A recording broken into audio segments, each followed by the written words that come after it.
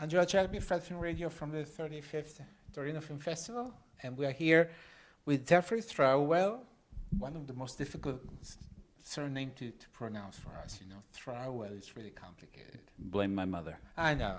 It's not your fault. I would have named myself Tony. It would be much easier.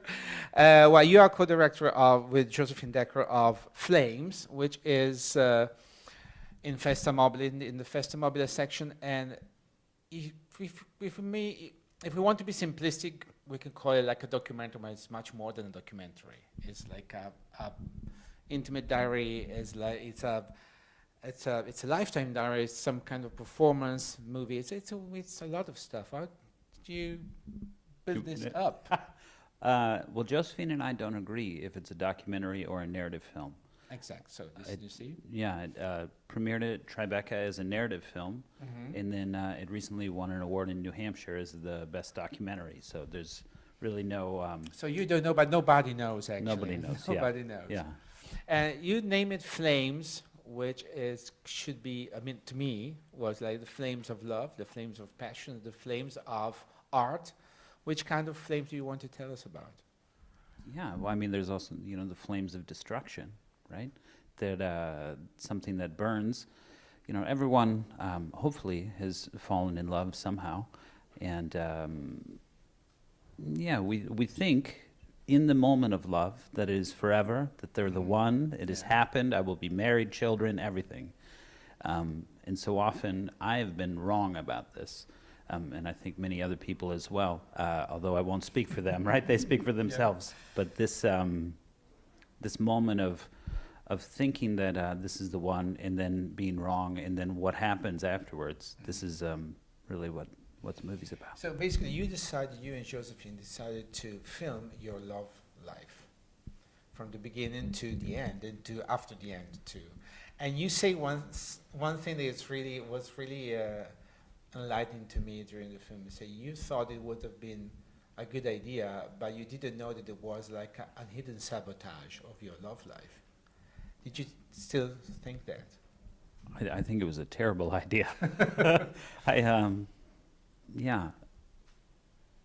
I had a show at the Museum of Modern Art in New York, and I asked them, okay, what work do you want? And they said, you can do whatever you want, right? Which was amazing. And Josephine and I had just fallen in love, like a couple weeks before. And I came home, I was really excited, and we were like, what should we do? We should do a project together. There's enough movies about people killing each other. There's enough movies with death and car chases and stealing. A movie that could be really transgressive would be to show real love with real sex, right? Because this is something that I think rarely gets shown, is how beautiful and ugly falling in love is, right? So we tried to show this. And then we kept filming for 5 years. Exactly. This was my next question. How long was it shot? 5 years. 5 years. And then we edited for a year. So how many millions of hours of footage did you get? We have 6 terabytes of footage. God. So thousands, of hours. And you edited after you split up. Yeah. So it was like a way of reconnecting to each other. Was easier, or was like another bad idea? It was hell. It was hell, really. Yeah, because all right, the narrative when you're in love together tends to be the same, right? It's pretty close, not the exact same, but pretty close. Yeah. The pace is more or less the same. Yeah, but when you break up, you each form your own narrative about what happened, right? And then this film is really us trying to decide what that middle road was, which is, we fought the whole time. Because normally when you split up, each one has his own narrative, but each one can go his own way and pretend he's the right one. Right. In your situation, you were forced to face each other's narrative. So yeah. But was it I saw it like a good way to build up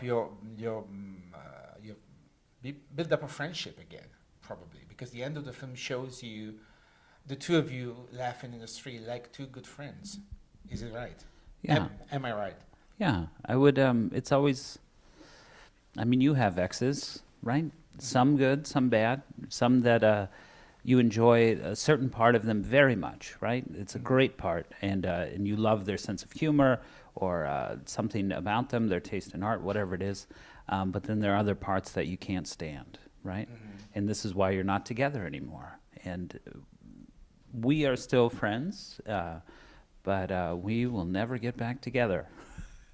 I have to ask you one silly question about the one part of the movie that was really funny. And you and Josephine made this kind of game. There was a window of a shop where you have to undress and then dress up with the stuff that was there. What kind of experiment was that? This was an art performance I did yeah. to get American people to care about economics.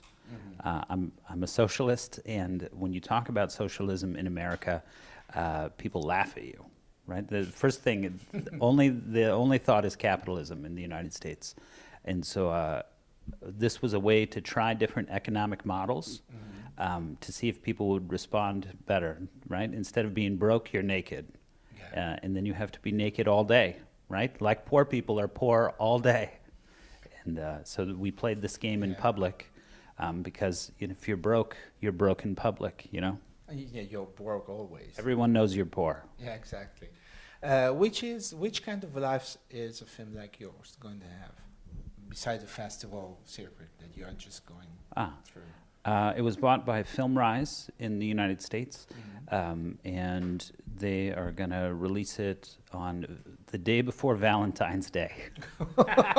Which is kind of sadistic, but it's okay. Yeah. So then, it'll be online and everything. I think Amazon. It'll be on Amazon. Okay. Well, thank you very much. Thank you for being with us. To Zefrey Throwell, director together with Josephine Decker of the film Flames here at the Torino Film Festival. Thank you very much. I'm Angela Cherby for Fred, the Festival Insider. Thanks.